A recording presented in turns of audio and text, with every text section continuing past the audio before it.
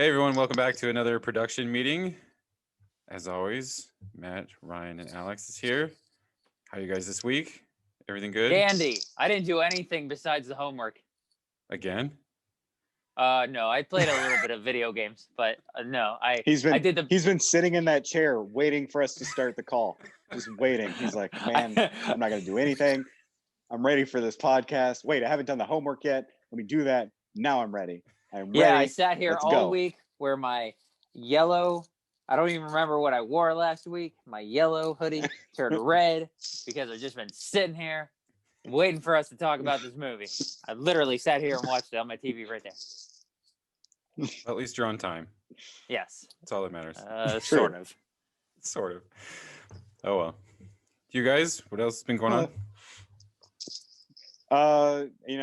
Not a whole lot. It's been a slow week, a slow, awesome January. A little late today. I was taking a nap. Sorry. A couple news items. My favorite sports team traded away its best player for another player, so that's good. So now I have to get another jersey. Yes. Yeah, because my jersey is inaccurate. Sad times. I watched Come Play, which was silly. That's all I'm gonna say. It was silly.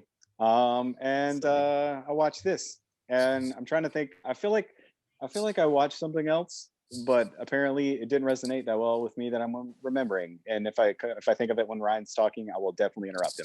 Continue, Ryan. I don't have that much to interrupt. Nothing opened, so it's nothing new. I was looking through my ratings of stuff I watched this week. Apparently, I didn't watch that much at all. I rewatched some Stephen Chow comedies, and that's pretty much it. So, yeah. Kung Fu Hustle, Shaolin Soccer, and Journey to the West. Nice. I didn't do anything this week either. I'm still doing my homework. Unless you guys want to hear about my Star Trek episode that I watched. No. Wait, you're in school though, right? You're doing schoolwork, so it's okay. We're not doing any of that. We're just being lazy. I work. What? Okay, fine. You work. Whatever. Being lazy. Just playing. I respect the fact that you work. So you don't have to respect the fact that I'm being lazy. That's fine. That's okay. I respect it though, Matt. Dang, I appreciate it. You're welcome. Yeah, I've been reading some House of M. I think that was about it. Finished my book. It was pretty good.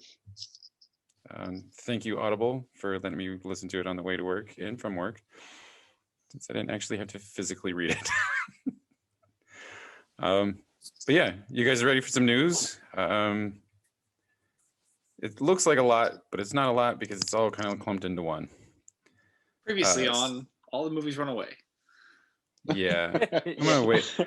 I'm gonna leave the bad news for later. There's good news this week?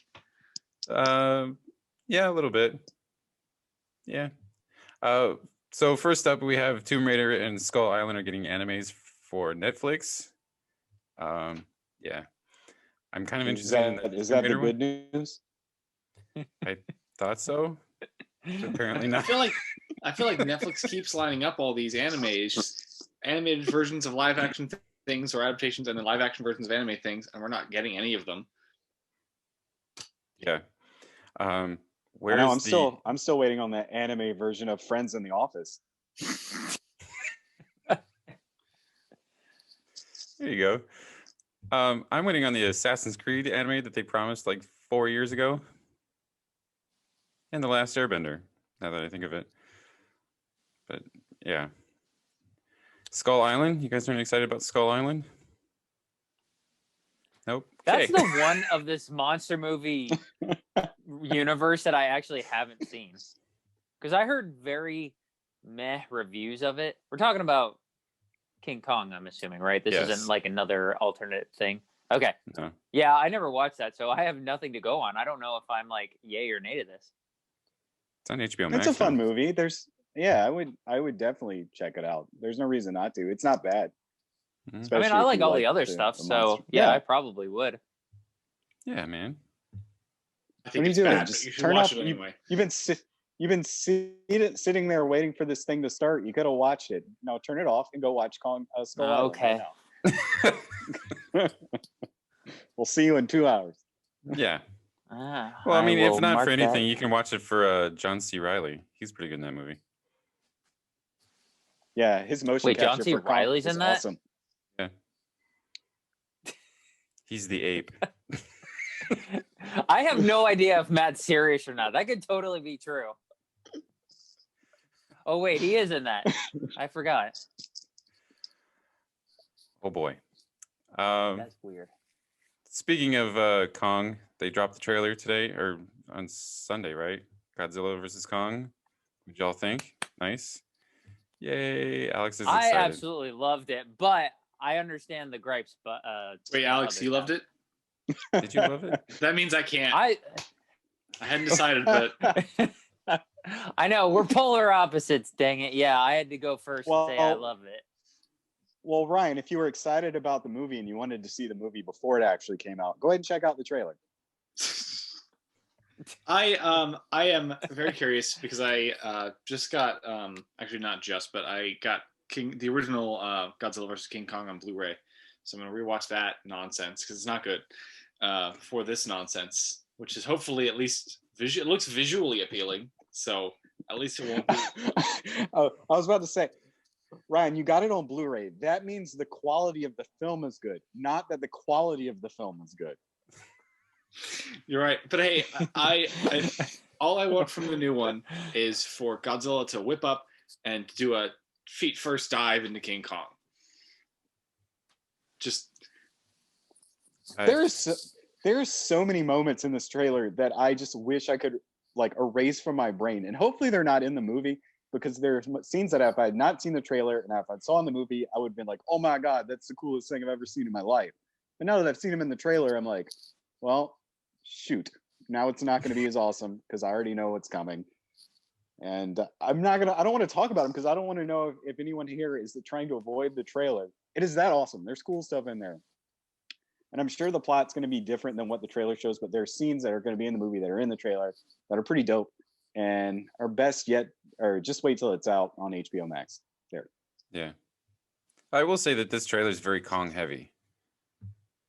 Like it's not very Godzilla-y. If that makes sense. Well, that's to showcase its like uniqueness in the whole array of the thing, and it doesn't bode well that this one's like a half hour less than the other one, so it's like somewhere right around 140 minutes. Really? I mean 1 hour and 40 minutes. Sorry. Well, not to be too spoilerish here, because I don't know exactly what the movie's going to be about, but I think there's a pretty good reason why there's not as much Godzilla in the trailer, just based on where I think this movie is going to be going, and they don't want to spoil any of that for the movie. Plus, they also think that Kong's a more sympathetic character because he's also a primate, kind of like we are. So we're kind of rooting for him, at least I would think so, a little bit. All right. Cool. And if you're not rooting for Kong, you hate people. Which is fine. Aww. You can hate people all day long, I guess. Okay. Apparently I hate people. So anyway. Oh, and Ryan. Okay. So we got a first look at Invincible, which is an animated series coming to Amazon, which is based on the Robert Kirkman comic book. It looks pretty good. Did you guys see the look? New trailer? Whatever? No. Was it that baseball one that I commented on? From this Kong movie. So. Do what? Can somebody? I learned my lesson. I did not want to watch this because I think it came out right after the Kong Godzilla trailer. So I was like, you know what? I'm good for right now. So if you guys want to explain to me what happens, or at least be less spoilerish, or I don't know if there's much spoilers in the trailer, just let me know what I'm looking forward to. Actually, there's none. To be honest with you, it's an animated series, and it's based on Robert Kirkman was the creator of The Walking Dead, and he did like a few runs, and Invincible is one of them, and he's like a Superman-esque character, but he's like a teenage kid. And the trailer actually doesn't give any spoilers away. It's just him and his dad playing like catch around the world. Like one will toss it one way, and they're flying, obviously, and then they'll toss it one way, and it'll like circle the world, and it'll come back. and it's just like this scene that they have on there. Yeah, it's really a teaser at its like, if I've ever seen one. Yeah. So he doesn't accidentally like go, oh my gosh, I can do anything. Then you see him like fall into water and he almost drowns. No. No. No. Okay. They're making fun of Superman. He doesn't like. He's like, Breakable. Well, that's what Yes. we're talking about, right? Invincible. oh, Invincible. Invincible. Invincible. You know how some people, cannot be broken by anything? Yeah, you're not one of them. You're a regular person. You're invincible.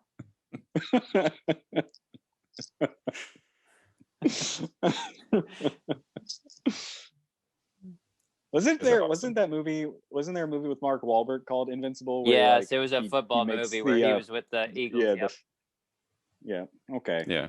That was so this kid's not going out for the Eagles. No. He probably hit an eagle with his baseball though. If that counts. All right. Well, I'm down. All right. We'll mark it down for the things to watch. Yay. Next up is Batman animated series is getting a sequel series on HBO Max. I have a slight problem with this though, because not that I don't want this to happen, because I'm a huge Batman fan and I love the animated series and I'd like this to happen. Though I'm kind of confused because wasn't that what the further adventures of Batman and Robin? Wasn't that the same thing? Wow. See, that's how big a DC fan we know you are. Like, if you don't know, then there's probably no hope for us knowing. I don't know. I only watched the original that original Batman series and then some of Justice League. Otherwise, I'm not too familiar, so I don't know any other series. And Batman Beyond. Other than that, I don't know anything. I feel like we've had this conversation before, just with other subject matter. It's like, Clint, just be happy. They're going to make another Batman series. It's probably going to have stories you've seen before, villains you've seen before. It's going to be a different animation style. Oh, I know we've talked about this. The Ninja Turtles. We just make more shows about it all the time. We're getting a new Batman series. Be happy. It'll be different or it'll be the same. You're just going to like it or hate it regardless. But just, be content that they're making new material just for you. Look, I'm going to be begrudgingly content. So I'm just going to put it that way. This is going to HBO Max. The other thing going to HBO Max is there's a rumor that a live action Harry Potter series is in the works at HBO Max. Not entirely sure how this is going to work. If it's going to like the Mandalorian type show where it's not really like the Harry Potter timeline, but delves into the same world, I guess. I don't know. Any thoughts? It sounds like that was popular and they wanted to do the same thing because they're not popular right now because of a lot of reasons, which is called copying someone else's homework. That's actually pretty astute. I clap on that one. That's a good job, Brian. I agree. I don't know. I don't know where this is gonna lie. I don't know if this is gonna like fall, like it's gonna redo the books, or if, like, but it just says that the series is in development with HBO Max. It's going to be a lone witch and wizard hunter, and he finds a baby Muggle. What? Yeah, A baby Muggle. Baby Muggle, and then the two have to bond while a bunch of bad people want to get the Muggle. Some Death Eaters are after them, even though Voldemort's defeated. What would we call it? I don't know enough about Harry Potter stuff. The Ravenclaw. The Mandalorian. the I was gonna say the Gryffindorian. Gryffindorian. No. See, this reminds me. Okay, we're gonna call it the not Mandalorian, and that totally reminded me of our code. If anybody ever was trying to like rob us at work, and we just had a code word, and Matt came up with the brilliant code phrase of, "Hey, I'm not totally getting mugged here. I'm totally not getting mugged here," and then being like, "Yeah, guys, I told them I wasn't getting mugged. It's all right." We didn't call it Mandalorian, so it's okay. We called it not Mandalorian. I will believe it when I see it with this show. Like, they're like, you're gonna get some new Harry Potter material. Okay, sure. I bet we will. I will believe it when it comes out. But in all seriousness, it'll be some type of prequel, I'm sure. My journey from under the stairs. And, yeah, it'll probably have to deal somewhat with Hogwarts, some prequel in Hogwarts, and that's what we'll get. Oh, that's what it'll be called. It'll just be called Hogwarts. You're here to hear, folks. I want to see just a 4 kids school sitcom complete with like a laugh track, but set at Hogwarts and not taken seriously whatsoever. So everything I'm not enjoying about WandaVision right now, that's what I want from this Harry Potter show. Oh, wow. I was going to say, we're going to call it Harry Vision. Call it Leviosa. All right. So Misha Green is set to direct the Tomb Raider sequel. Probably should have done this first after the anime, but here we are. Misha Green is set to direct this. She is the creator of Lovecraft Country. I think she directed a few of the episodes, which were pretty good. I'm kind of down for this because they need a director, and she seems to know what she's doing. So good for her. Now she's going to be doing Lovecraft Country.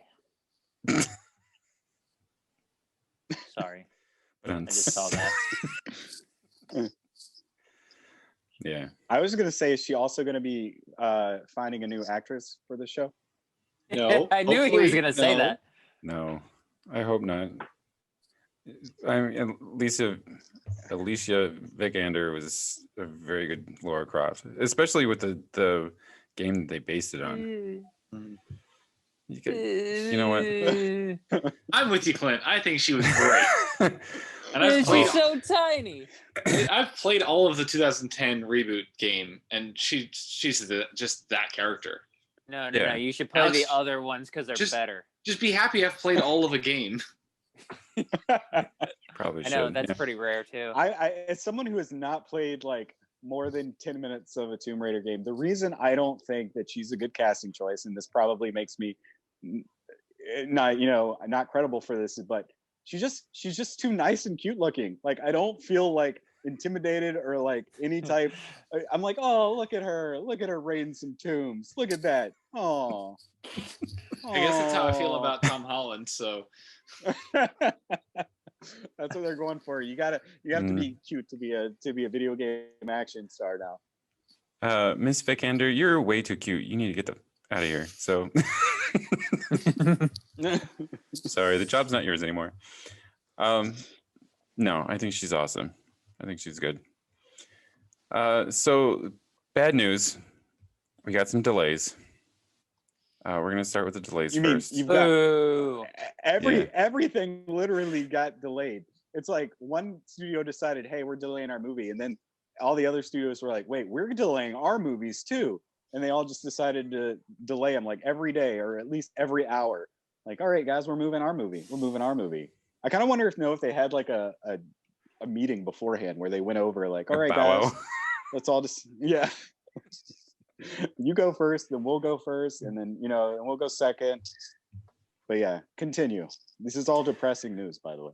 It is very depressing news, and I would like to point out that it is MGM's fault because nobody was delaying their movies until MGM started rumors that they were delaying No Time to Die. So anyway, No Time to Die has been delayed to October 8th. A Quiet Place has been delayed to September. Godzilla vs. Kong actually got delayed 2 weeks to the 31st of March. Malignant is now moved back to September 10th. The King's Man is now August 20th. Morbius got delayed till January 21st, 2022. Last Night in Soho is October 22nd. Ghostbusters Afterlife is now November 11th. And Uncharted is February 11th of 2022. Boo. Do you think Christopher Nolan called Warner Brothers and was like, "Hey guys, can we delay Tenet? Can we release that later on this year?" Well, apparently Christopher Nolan doesn't want to work with Warner Brothers anymore because of this whole fiasco. But that's a story for another day. I think the only piece of information I really take away from that is that Morbius, a Sony superhero film, got January, and that's not a good sign for that movie at all.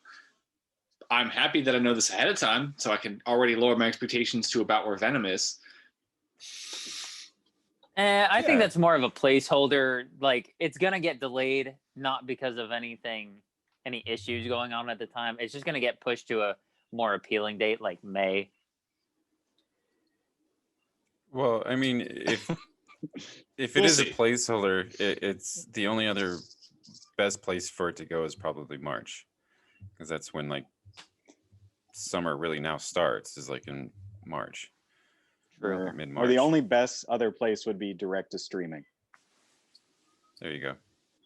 Which does, by the way, like, it does bring up another question, and it was posted on our group page.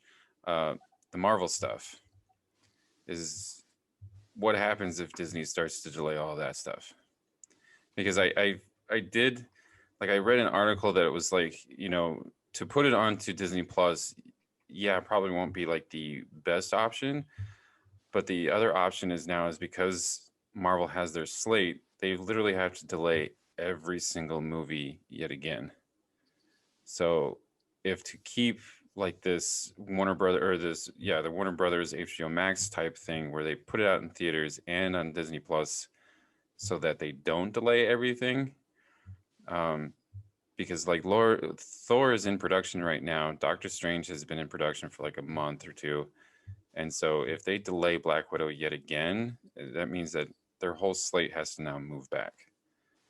So I want to see it on the theaters, obviously. But to delay this stuff yet again, their whole entire slate is probably going to be a little bit more taxing than just throwing it onto Disney Plus.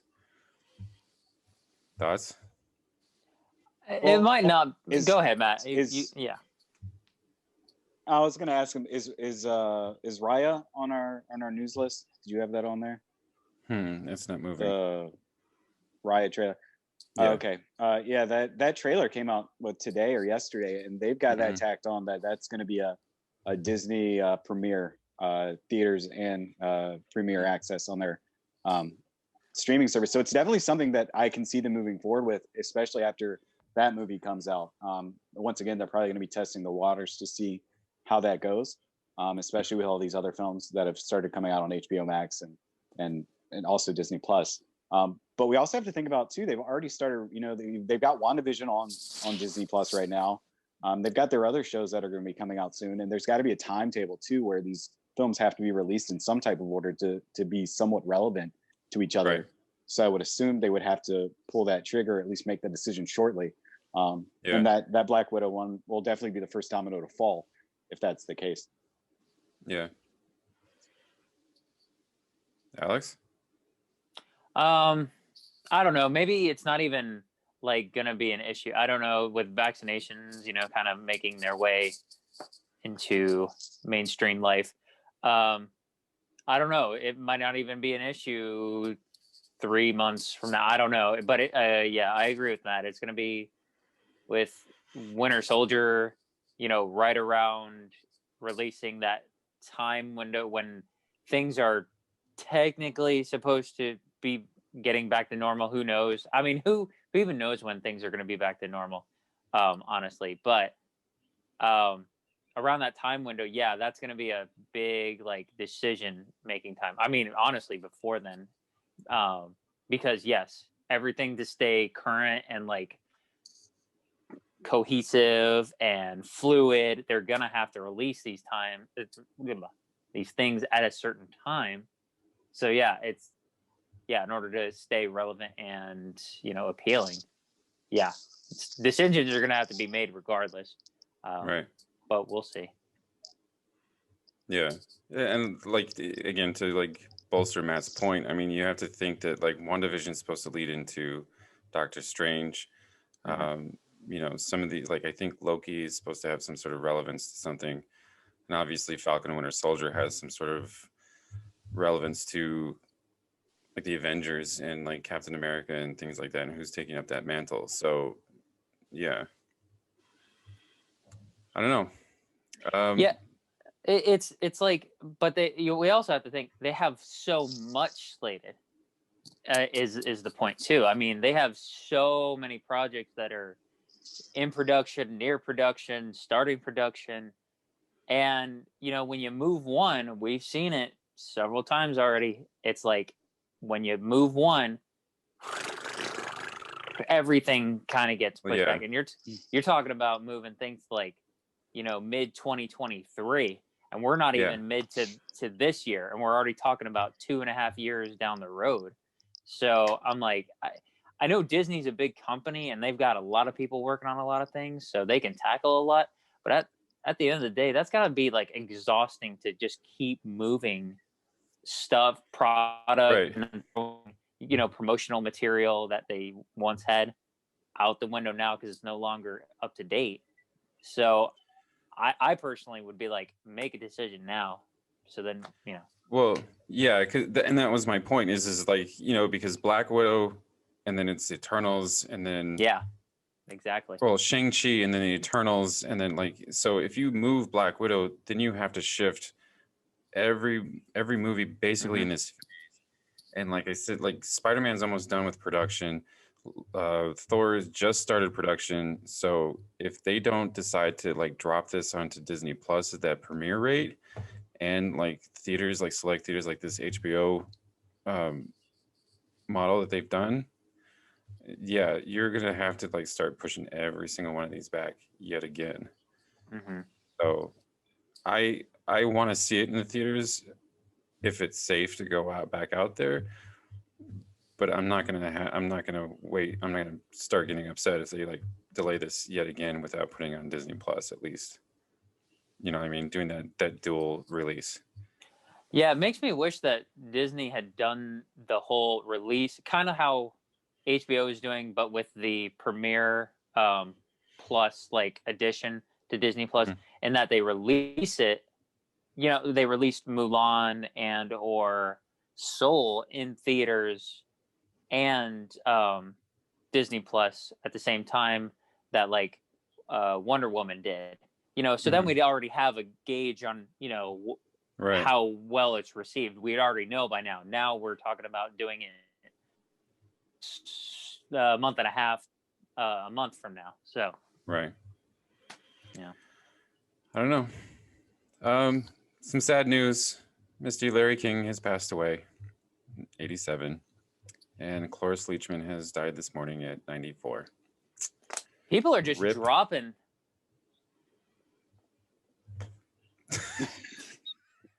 I mean, there has been. Could people please stop dying? Just kidding. Yeah, I mean, I think it just resonates more just because of our internet culture and how fine-tuned we are to current events right now. I mean, those people were old. Larry King should have been dead 15 years ago, and who knows how Cloris Leechman was still alive. I could have sworn she died 20 years ago, but nah, she's still going, or she was still going. So, I mean, that sucks. That's horrible, but it's not like, it's not like we lost these people too soon. It's like we had the time with them, and now that's fired. So, and now Betty White's probably somewhere going, I mean, yo guys, I'm hanging on here. Shut your mouth.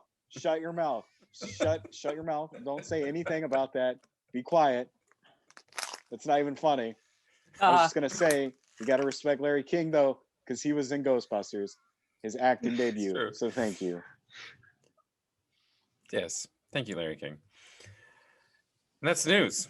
You guys got anything else? Nada? Nope. All right. So let's turn on our television then. It's time for some television. Bling. So this week, Wanda and Vision are transported into the 70s. Wanda gives birth to Billy and Tommy. I don't know if that was a spoiler or not. Sorry. Spoilers. he meant metaphorically giving birth to some. Yeah. Right. Well, she was pregnant in the previous episode, so She gave birth. So what did you guys think of this episode? I liked this one more than the first two, honestly. Yeah, I kind of did too. I liked the intro. They're doing all different intros. Obviously, that's kind of the thing. And I like this. It was kind of cool, cute. It's still got that cheesiness, obviously, to it that is kind of like here to stay. But I think and I was actually texting Ryan, and I was like, dude, I'm not feeling this series at all. And then, towards the last 10 minutes, I was like, okay, now there's some relativity coming into this show with, we don't know what's happening exactly still, but at least it's something, that brings us back to why we're kind of here almost. So 7 for me for this one. I can kind of feel now where we're going, but still have no idea. Yeah, I give it an 8.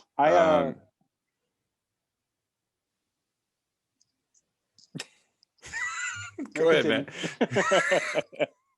No, it wasn't that bad. I just on a personal preference, I enjoyed the theming of the first 2 episodes more than this one. There was definitely more information that was given out in this episode, as far as where everything's headed. So that was enjoyable. Overall, I would probably normally give it a 7 out of 10, except there was one, that stork gag literally was just too long in my book and really annoyed me. So I'm giving it a 6 just for that. I'm like, this show is 20 minutes. Why are we spending 2 minutes on this one gag that doesn't have anything relative for this whole show, and it's not even that funny? So yeah, that's a 6 out of 10. I agree. Everything else was fine. I didn't hate it, and I think, and I'm probably going to reiterate this, for the next 5 episodes. I think the show is going to look a lot better, hopefully, once everything has come out. It's just kind of hard to really enjoy the show with it only being 20 minutes and with them baiting everything and giving you little nibbles here and there without giving you large amount of substance for everything. So hopefully that'll be the case. But right now, 6 out of 10, and I'm excited to see the next episodes. Cool. Brian? I am still looking forward to. I didn't enjoy this episode at all. I'm not really enjoying the show at all. I couldn't see myself rewatching this, even if it does get really good. That's the one thing I'm having trouble in my mind, is like, this could become a phenomenal show by the end, and I don't think I'd want to sit through these episodes again. I just don't know. I don't think it's, and I'm not trying to be overtly negative. I didn't think it was that funny. I didn't think that was interesting. I don't get the hook humor. It's like watching Lost, but none of it matters, and none of it matters. But you're still watching it. It's like watching season 3 of Lost for the second time. It just drove me insane, and I don't remember anything that happened in it, and that doesn't usually happen. I usually walk away from something fresh, and I think about it for the next couple of days. I forgot about the stork gag because I just kind of zoned out during that whole sequence. There was one good cut, I think it was in this episode, where it's like, here's a really intriguing thing that happens, without giving too much away. I think that was this one, or maybe it was the last one. It was this one. I don't know. It was this one. Yeah, that was a great moment. But then Well, let's just do spoilers. Go spoilers. Yeah, so spoilers. Sounds good. That sounds good. That little cut where he's like, "Hey, something's wrong," and then it just kind of jump cuts to like the beginning of the scene again. That was a great cut. That was the most telling I've seen from the show so far, including that cliffhanger ending, which I guess is just, it's the Truman Show. I don't know. This show does have serious Truman Show vibes, and they get stronger and stronger every episode. Great, and I understand, like, great to a certain extent, but as like a film guide, it was very jarring to me and really just annoying, just because it's just based on what exactly happened. My brain hurt for a second. I'm like, why would they? I mean, I understand why they did it, and I guess maybe that's exactly what they were going for. But I'm just like, I hate that. Really hate that. That annoys me. But I understand why you did it. But I just think, and you could be totally right about the rewatchability of this, Ryan. And I think what I'm just more excited for now is just seeing how everything plays out as far as series goes. When I watch this and I just look at the little things and like, where are they going with this? What are they doing with that? How is this gonna, interact with the whole thing? Is there something in the show that's actually gonna have a huge impact on the whole universe as a whole that we just don't know yet? And I think that tension for that, or that waiting for that to happen, is just kind of what motivates me and what makes it more enjoyable just to watch. The whole gimmicky aspect of it, I can see that wearing thin, and it does kind of wear thin, especially like I said with that Stort gag, that they put it in there just because it's something that would happen in the Brady Bunch or something stupid like that. And I'm just like, you know what, like I said, 20 minutes, we got 20 minutes, guys. Don't waste my time with this when you could be doing something else. So, and that's it. But I totally understand where you're coming from with that. Yeah. I agree with you guys. I mean, like I've reiterated every week, like I think I kind of got where this is going because like I'm rereading House of M right now. And so like the little drops and like Billy and Tommy and like their significance to like the whole universe and stuff like that. And because they're both mutants, and so I'm hoping and then praying that this is like the entrance of like the X universe into this with the show. The Stork gag, yeah, I completely forgot until like you said something, Matt. Hold on. Sorry. So yeah, I completely forgot about that. But I think the most intriguing part of this episode was literally like the last 10 minutes after she gives birth and she has that whole conversation with Monica or Geraldine, and she gets booted out. And I think this episode kind of reaffirms for me that this is Wanda and not some sort of like big Marvel villain, because like that glitch, like I had to like rewind it and I was like, did I miss something? Like, did something happen? Like my TV cut out or something? Because I'm like you, Matt, like I like studying all this right now. It's like, wait, this isn't supposed to happen. And it like jerks back like that. And I was like, yeah, that's kind of jarring. But yeah, I think the last 10 minutes of this episode was probably a little bit more revealing than like the first two. So yeah, I'm still kind of excited to see where this goes. I also heard, and I'm not going to mention it because this is like crazy, like spoiler, as far as casting goes. And there is some casting that I heard for this movie or for this show that it's pretty credible from what I saw. And if it's the case, some people's brains when it happens, I think. So spoiler alert, it's super interesting if this actually happens, and I'm kind of super excited. So you said spoiler alert, and then you said nothing about it. Clint. What's up? I said, Matt, you said spoiler alert? I didn't want to say. Oh, well, I just like casting. There's like a significant character that's going to show up. And I didn't want to give any hints for it. But it's like pretty crazy if what I heard is accurate. So now I'm peaked. The show should be getting interesting. No, I'm peaked. You got to share now. Okay. I don't want to share it with everybody.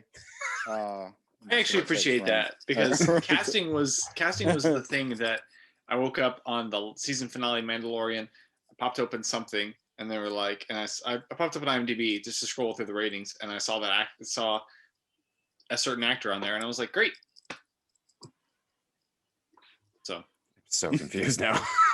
I don't want to spoil. I don't know if anybody's behind on Mandalorian. I know we aren't, but anyway, casting spoils things. That's all. That's all I know. Oh well. All right. Yeah, that was like when not to keep this going, but I remember when we were talking about not we, but those of us who had seen Infinity War at the time. Remember that part where Tom Holland's like, Mr. Stark, I'm scared. I don't want to go, blah, blah, blah. And he's trying to, that was improv and that was, emotional, kudos to him. But you're trying to squeeze out these tears from me. And we already know that another Spider-Man's coming, and we already know that you're going to be in the next movie. So don't try and fool me with this garbage. So I can sympathize with, casting and knowing future things ahead of time, yeah, can make things not as good.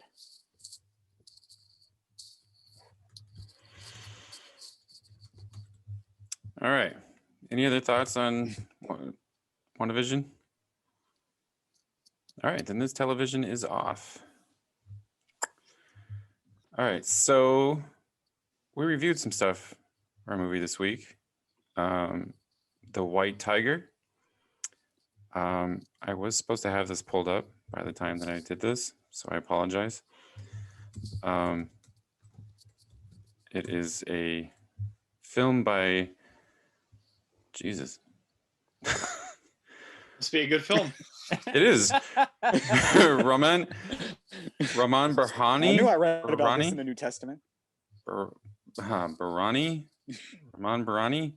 It's his film about a driver or a poor kid in the middle of India who wants to be a driver for a rich family and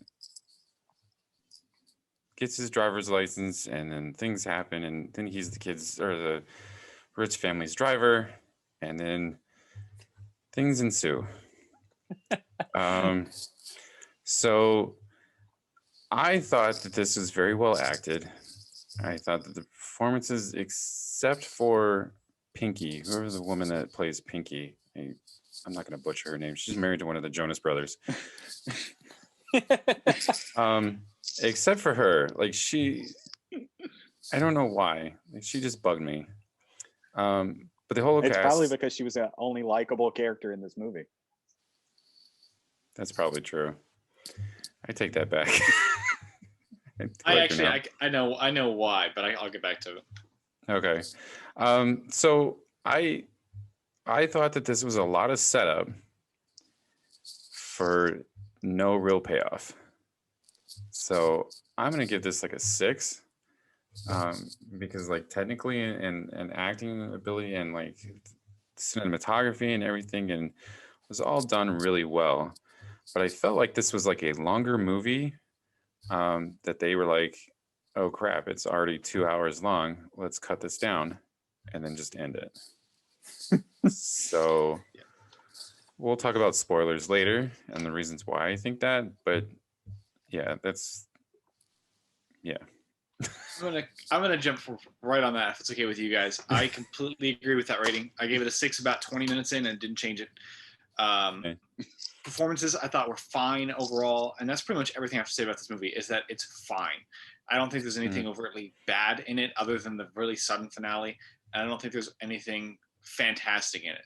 The story is it's not a bad story, but we've seen it in Scarface and Parasite and a couple other stories like it where you get your social climber situation, but somebody who's very discontent with it by the end, or different variations on that. And so it's not that it's not interesting, but things in it, like the narration throughout, does not keep you hooked, I think. And Matt, you're 100% right. Pinky, she's not only the only likable character, she's the only character with more than one note of emotional range. And that's not any of the performance's fault. It's just the way they've written the characters, where every character has one way they act. And she's the only character who shows the ability to find a clash with what's happening around her. And I thought she was probably the best performance in the film, only because she stood out to me like that. The protagonist, I thought the performance was okay, but because he never really broke free from that one note character arc, I never really got a chance to see what else he could do with that character. And same for most of the supporting cast. So I thought it was an interesting watch. I watched all 2 hours and 7 minutes of it, which is more than I thought I was going to, based off the first half. It wasn't bad. I just thought, I did not think it was that interesting. It did get interesting. But even some of the technical stuff, like the opening sequence, is not a big spoiler because it's right at the beginning, takes place later on. I completely forgot it took place later on until I got back to it. I forgot it even happened. And then the out of reality cutting, where it's like, oh, we're going to show you something that might happen or could happen or what he's thinking, and it's not happening, but we're going to show it to you. And I'm like, you're just filling the runtime. You're just showing this to us because there's nothing else to entertain us right now. and I don't think that's a sign of strong structure throughout. So, Right. Matt, if you want to go next, you can. I kind of, it's okay, man. I pretty much agree with what all of y'all are saying. I started this movie not knowing anything about it. First thing I noticed was, wow, this is a lot of exposition. This narrator's out of control on here. This is probably based on a book. Sure enough, at the end of the movie, based on the book, blah, blah, blah, blah. I didn't catch it at the beginning, which it probably was at the beginning too, but I did not notice that. Yeah, so as far as like a critique on the social system or in India, I guess it's interesting. I mean, not being part of that culture and not really seeing how oppressive or difficult it can be. I mean, it didn't resonate much with me. I was just very much just put just very upset, or at least kind of was a little crazy to me exactly if that's the case, how it was. This movie isn't very uplifting, I don't think, even though it tries to be. It's very, all the characters in it are super negative. I have a feeling this plays, and I know actually this movie plays a lot better as a book. I understand why they would make it a movie, but I feel like it as a book, it reads and plays a whole lot better as far as all the points getting across. And the characters are probably, we say it all the time, are more fleshed out and probably more interesting. Because like Ryan said, they all typically have one note, and it gets a little tiresome after a while, because I'm like, I don't really like any of these people at all.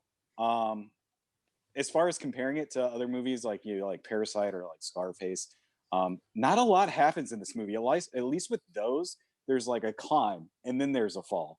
This movie, it's just a very, very, very, very, very, very slow climb. Yeah.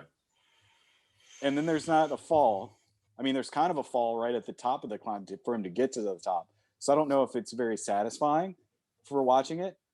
It's not bad though. The performances for what they are good.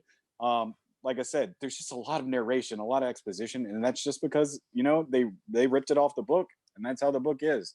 So as far as it and the cinematography, I mean, it looks good. I can't really complain about much of anything. It's just as far as plot goes, I don't think it translated that well to this film. It's interesting just based on that whole social structure, but it didn't resonate with me just because I'm not a part of that. That said, 6 out of 10. I mean, it's definitely interesting to check out. It's not great, but it's not bad. That's all I got to say about it right now. Yeah, I think all of our reviews are kind of in the same neighborhood. Performances, I kind of am taking a little bit from everybody's. Like, I think a lot like Ryan. Like, this movie's like fine in a lot of categories, and like it's not like terrible in any one thing, but it's not great in other ways. The cinematography, other than like I didn't really think it was blowing away. It's one of those cases, like, I think it was fine, just it didn't blow me away, other than like the what was it, Bangalore, the scenes of Bangalore, so because it's such a nice looking city. I mean, it's really clean, and it's it's like America but over there, and those are okay, but otherwise I wasn't blown away. The issues I had with this, I think, were the pacing and the tone shifts. The pacing, I think, was the worst thing about this movie, because I mean, I think that's why it was a little over 2 hours. I mean, this could have been shrunken down by probably a half hour easily, because I just think things were a little bit too long. I mean, I guess for the emotional and dramatic standpoint, like, I guess it was effective. Like, I mean, if you really want that drawn out, I totally wasn't into it. And then the tone shifts, like I said, were kind of all over the place. Like, you thought that his master person, again, so many Indian sounding names. I'm gonna butcher somebody, so I'm just gonna say this guy who played this role. You think, oh, he's gonna be a good guy because he doesn't want him to call him sir, or call him master, or he's pretty much treating him like a human being, like he should.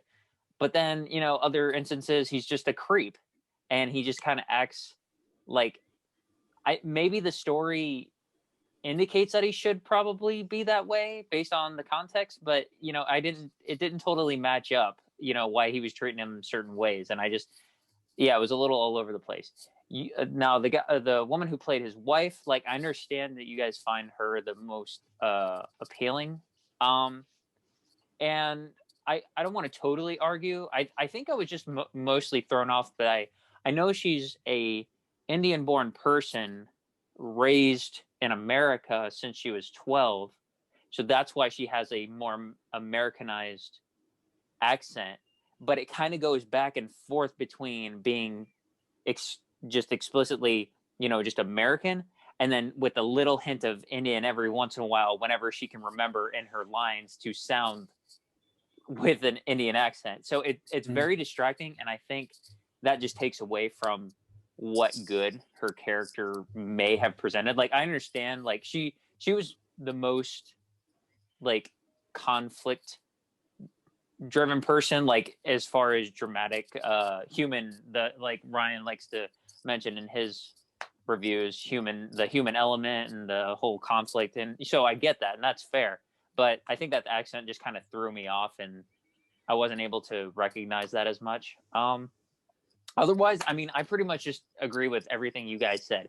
The story's fine. It's probably way better as a novel, and it's just real slow for very little payoff at the end. I wasn't digging the whole narration aspect. I think if you just would have let it happen, as like Ryan said, you see that one scene that's kind of in the middle at the beginning, and then you lead your way back up to it. If it would have just happened, and I don't think you needed the narration at all, like pure and simple. But go ahead, Clint, if you want to interrupt. Probably just less. Mm-hmm. I mean, just less narration. I think probably would have been better. Yeah, I think you're right. I think it needed to have kind of. I mean, Nightcrawler. Not that that's the same story, but definitely has the same tonal approach, and just does it straightforward, no narration. Works great, and it has a very dislikable protagonist throughout. Yeah. Yeah, and see, that was another thing that kind of goes along with the not tone shift.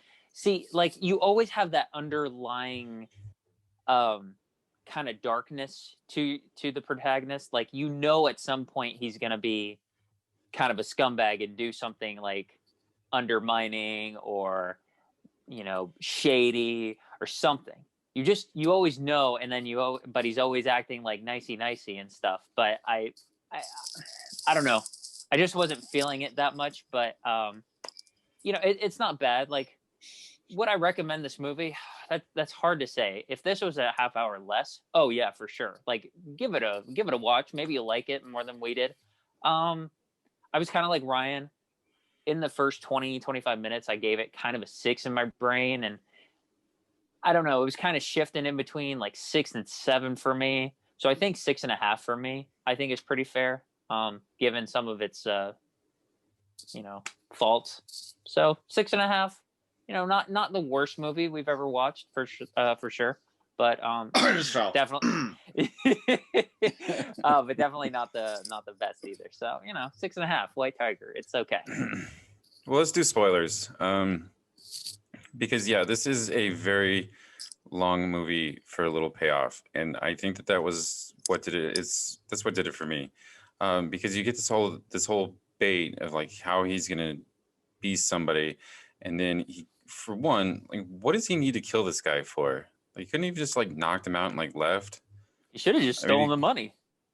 That's what I'm saying. Is like I think that's where I literally lost with this movie. Is like when he kills him like that violently, I was like, okay, I can see like his anger being thrown out onto this guy, and I can see like him just like slashing at this guy.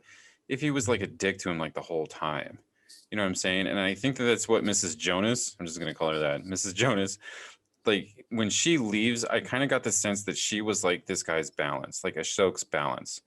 And so like there's hints of him being a knight, like a kind of that scumbag like throughout before she leaves. And then she leaves, and then like his balance is now gone. And so then he turns into this. And with Baram, like he's thinking that he can be this guy's friend because like maybe he was really like this way when Mrs. Jonas was there.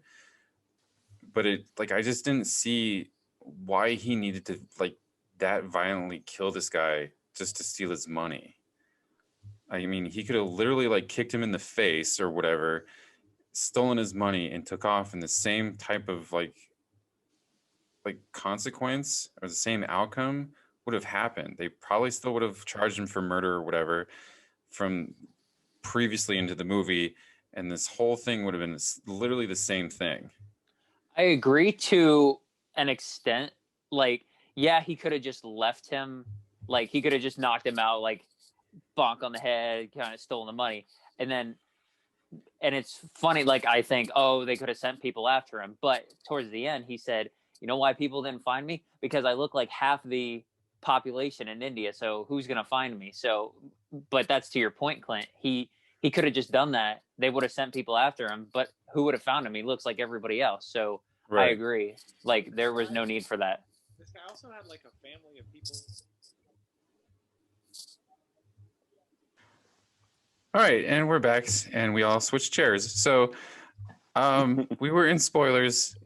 I don't know why we killed the guy so violently. I think that's where we're at. I think there's a weird reason to it. I don't think it's actually a good reason, but it leads into my biggest problem with this, and it's something that I've seen translated not well. It's what happens when you don't perfectly adapt. I mean, not that it needs to be perfect, but when you don't well enough adapt your story to a screenplay format, is your beat structure gets all messed up. So, and that's one thing I noticed in this film is that you don't really get a fluid beat structure. The dark, kind of your darkest hour moment happens maybe at the midpoint, a little bit after that. And so you're saying, okay, well, this isn't that, because obviously you can't leave 45 minutes to your third act. It's just not how a 2-hour movie works.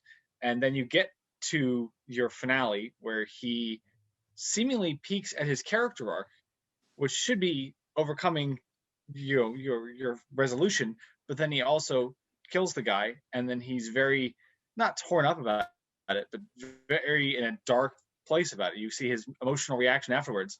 So you get your resolution to your conflict and your darkest moment, which is your Act 2 closer, all at the end of the film, and then it just kind of ends.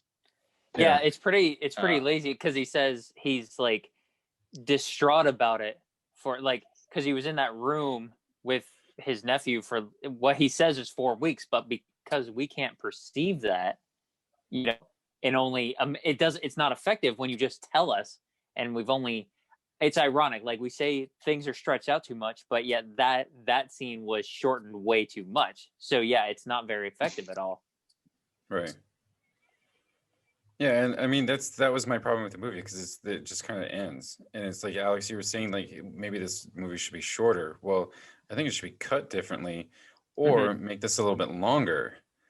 As much as I don't want to sit through all that all over again, but I think either make it longer so you kind of see where his progression goes, or Ryan, like you said, like just like have this be the middle part and have this guy just be a dick the whole time. Because I just didn't see the emotional reason and why that he needed to kill him. The other thing is like why she gave him money. Like why Mrs. Jonas gave him money. Like that was just kind of weird. He just gave him he was like, well, this is my month's salary, like a couple months' salary, and that was it. And it was just kind of like, and then the whole thing was dropped. Yeah, okay. I agree. I think it's that point where they had him sign the little contract saying, hey, I was the one who was driving the car when that guy got ran over, and I was the only one in the car, and I acknowledge all these, and I'm, of sound mind to do so.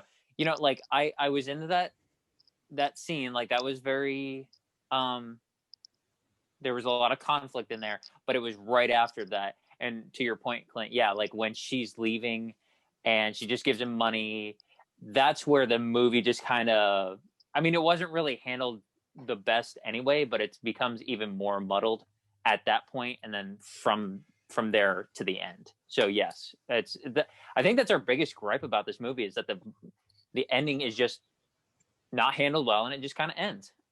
Yeah. And he doesn't even meet the guy that he's like writing to. He shakes his hand and he's like, yeah, okay. And he like leaves. You know, I don't know if anybody else thought this, but while he's writing this email, I thought for a split second, I was like, is he writing everything that he's telling us in this email? Like, is he telling somebody, you know, verbatim, I killed somebody and I'm in a hideout, so this is why? And I don't even understand what the point of writing to somebody is. Like, I maybe that just went over my head. I don't even know who he's writing to.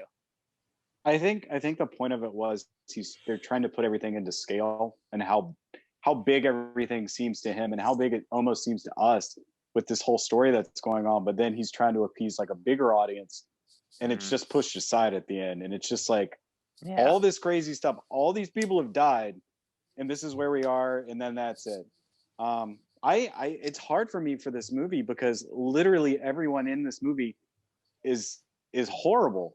Like, and some of them are in there, they're all bred that way. They're all, you know, grown up that way. They all use people. Everyone in this movie uses everyone else to get things that they want. And you have to placate, and the lower class has to placate to get the things that they want. And it's horrible. And the way this movie ends with all the death, and let's not just skim over the fact that you know, that the guy's family murdered his entire village. Yeah. Like, they just, you know, skim over it, which, I mean, that's the point, obviously, that you're just like, all right, this guy's here, he doesn't care anymore. He's got his, you know, his little nephew or cousin or whatever now that he takes care of, and he's trying to make amends by, you know, being a better person. But at the same time, you know, bad things have happened, and bad things are going to continue to happen all the way around. And it's just, it's tough, man. Like, and I think that's probably why I didn't really enjoy the movie that much, is just because of how god awful everyone is. I mean, he's not even like a good, you think, and that's why I think the narration's there a lot. You guys were talking about the narration. It's almost there to make you feel better for the character, even though he does such horrible things. You're like, oh, you're getting his perspective, or you're getting where he's coming from. Let alone, you know, one of the first things he does is rat out his Muslim, you know, coworker just so he can move up the ladder to get out, you know, he kicks him a job that, you know, kicks him out of his job that he's had for 20 plus years, just so he can move up. I mean, I don't know why he kills him at the end. I mean, I'm still with you. I guess because it's a lot easier for him to do that than to keep him alive. But it's not like he got away, or at least it's not like his family didn't suffer because of it. So I don't know. There's a lot going on in this movie, and I feel like maybe if I was Indian, maybe I would have a better understanding of it. But if that's the system, and that's how it is, and this movie doesn't even take place. This isn't even that long. This takes place in what, the early 2000s? Like, it's supposed to take place in like 2010. 10. Yeah, that's crazy. That's legitimately insane. So, I mean, for what it's worth, I would recommend people watch it just for that, if that's the case. But yeah, you have to keep in mind that nobody in this, you're not going to like anybody in this movie except the girl. And then she just disappears and gives up on the whole thing, which we can't do. We're stuck until the end of the movie. Yeah. Oh, well. Yeah. All right. Any other thoughts on the White Tiger? The one last thing I did think of was, the movie's kind of riddled with this kind of thing. Remember where there's a lot of points in the movie where he's driving, but he does the thing where he's like rubbing his eyes and he's going like this, and they're like, hey, you know, whatever your name is, hey, is that did you just see like a religious tree or something? Like, does that mean anything? And he's like, you know, like just kind of going with it, like, yeah, that totally is. You know, like, I saw that sacred tree right there. You know, this is actually, this whole place is holy land. And maybe I'm just forgetting why he, like, but that seems like he does that in order to, like, have them go along, so because that's beneficial to him. Like, something that will happen good for me because they believe this. And I don't understand the point of that. There were a couple of moments like that in this movie, and I failed to see the point why that was brought up, but maybe it's just because I don't remember. I think it was just for him to be included. Okay. Because they were like, if you remember the scene, like they're messing around or whatever they were doing in the background, and then like he just kind of noticed him playing with his face or whatever. Yeah. And there's a few moments where he like where he's actually praying and he kind of like touches his face and whatever. But I think since they were actually talking to him and including him into like whatever conversation they were having, I think that's That's what I got out of it. I don't know about you guys, but yeah.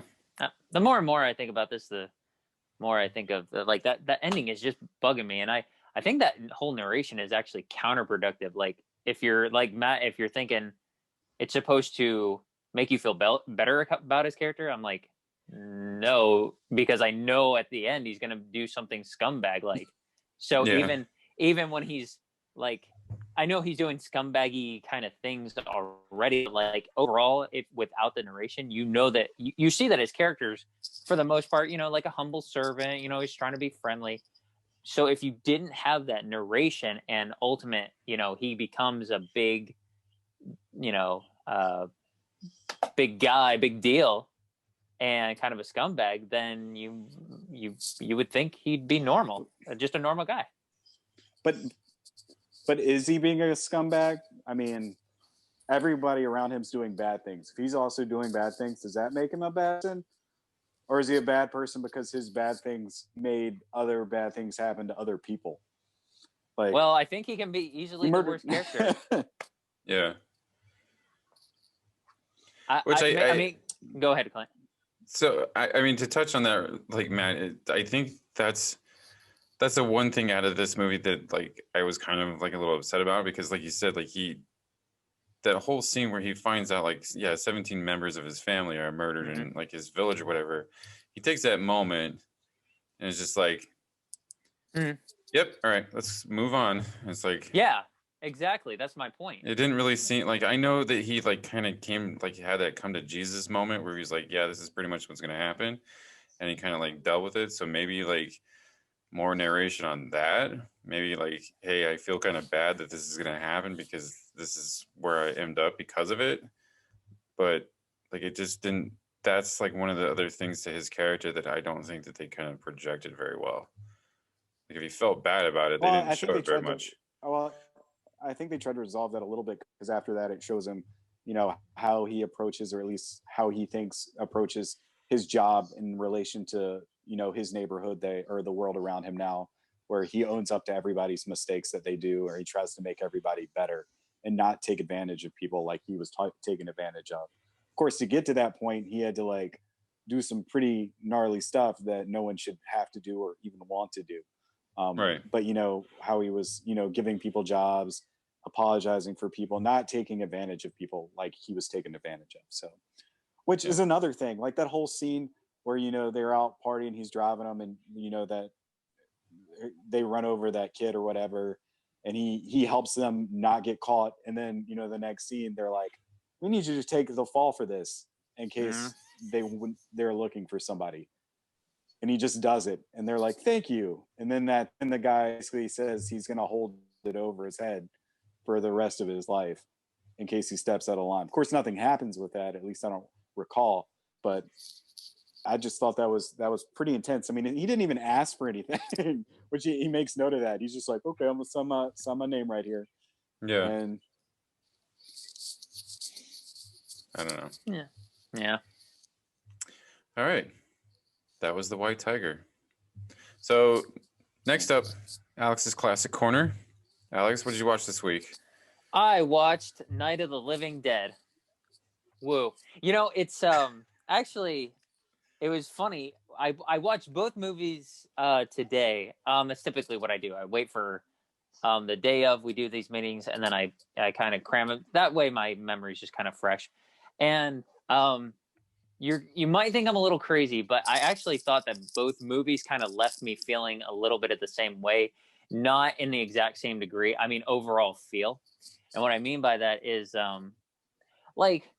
again, and with these older movies, I try to put myself in the time frame that it came out, or the time that it came out. And, so this is 1968. This is what, almost 55 years old, close to it. So Close, yeah. I'm thinking, okay, just try to think this is not revolutionary, like it's not the first of its kind, but it's perceived almost as if it was. So I try to have that in mind. So I'm like, I'm sitting there, and the story's pretty, like, not the most interesting. Like it's pretty simple. You boil it down. Okay, these zombies are coming out. they're coming after all these people. They're all over the place, and they got to get out.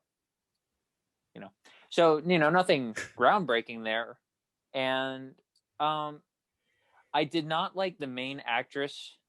She was pretty like not important to me. Like her character was dumb.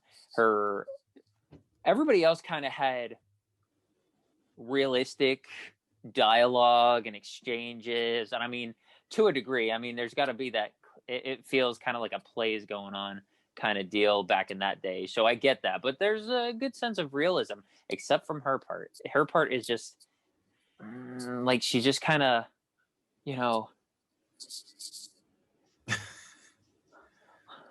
like everybody else has seen like hundreds of these zombies already. She sees one and she's like, That's Oscar-winning acting right there. Maybe it shouldn't be. But that's not to say that the whole movie's bad. It's pretty simple. It didn't go the way I thought it was.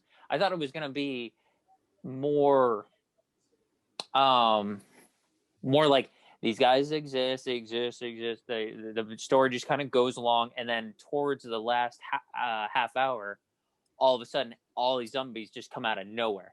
No. This one, first 10 minutes, there's a zombie just walking out in the daylight, while these guys are visiting their dad, and they're like, and they're all like, oh man.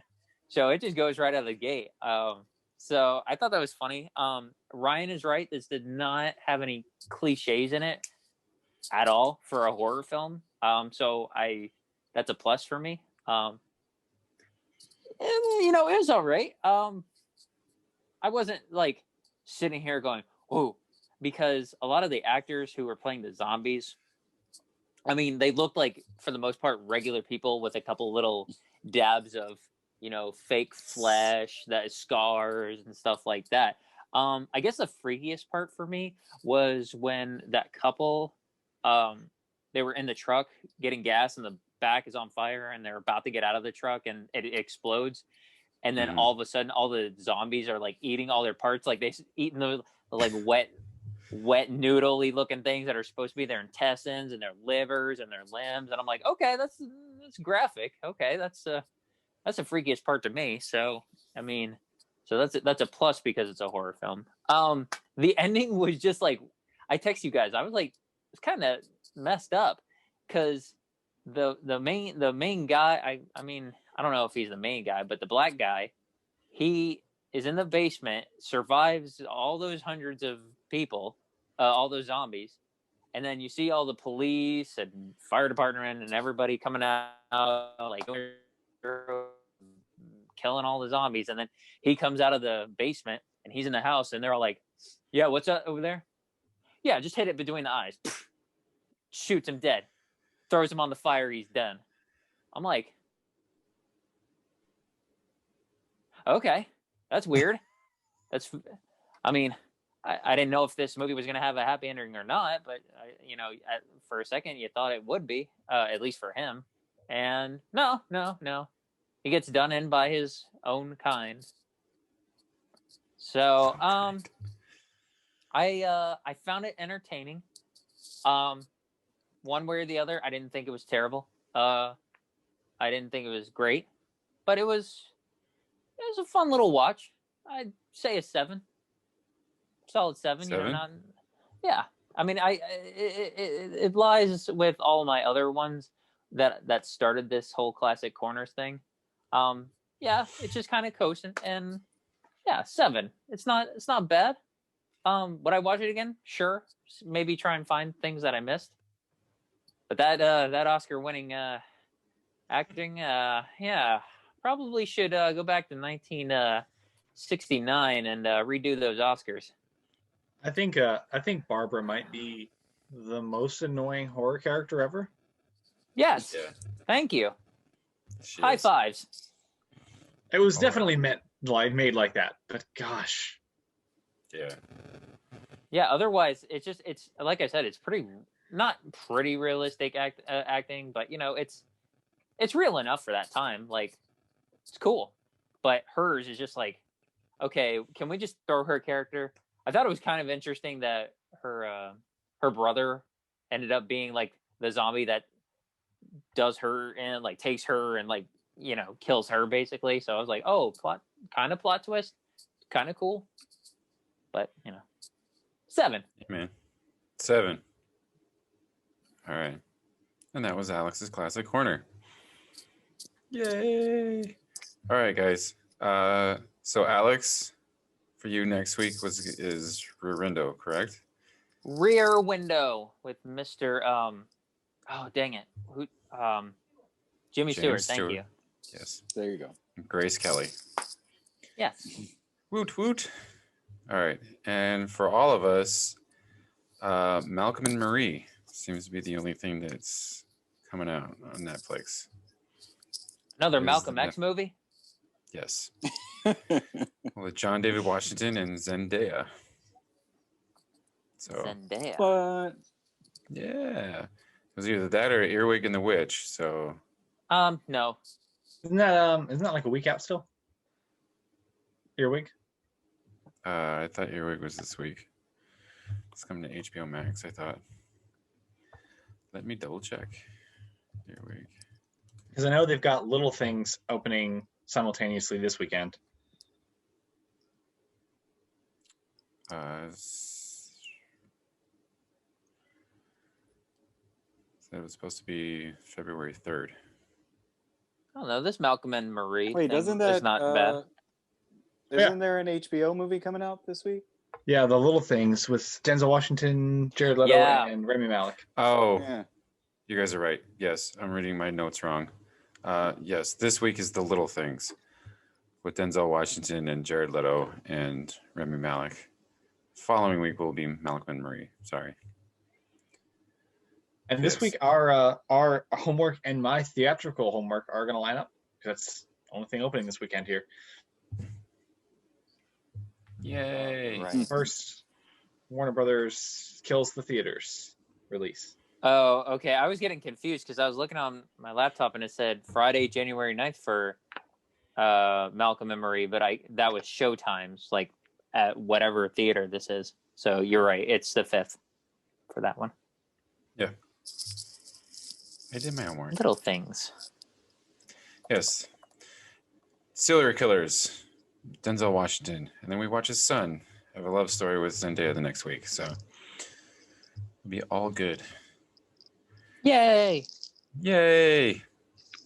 We have anything else, guys? Before we head out?